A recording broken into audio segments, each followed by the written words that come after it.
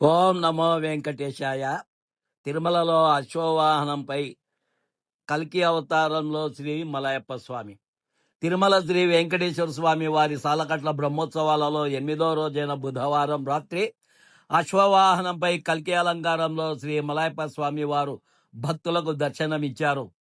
రాత్రి 7 గంటలకు వాహన సేవ ప్రారంభమైంది.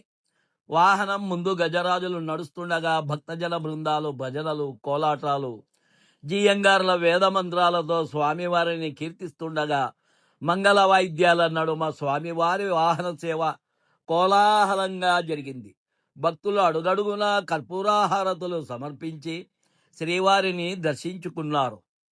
ఉపనిషత్తులు ఇంద్రియాలను గుర్రాలుగా వర్ణిస్తూ ఉన్నాయి.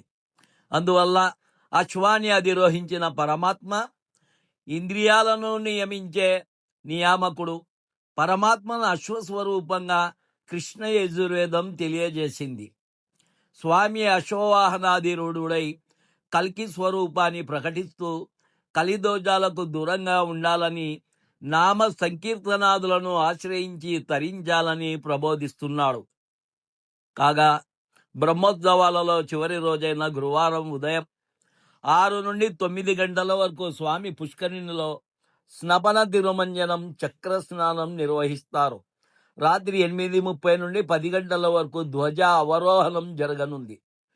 వాహన సేవలో Tirumala Sri Sri Sri Peddajeeyar Swami, Tirumala Sri Sri Sri Chinnajeeyar Swami, TTD chairman Sri BR Naidu, EO Sri Anil Kumar Singhal, పలువురు బోర్డు సభ్యులు, సివిఎస్ఓ శ్రీ మురళీకృష్ణ, ఇతర అధికారులు పాల్గొన్నారు.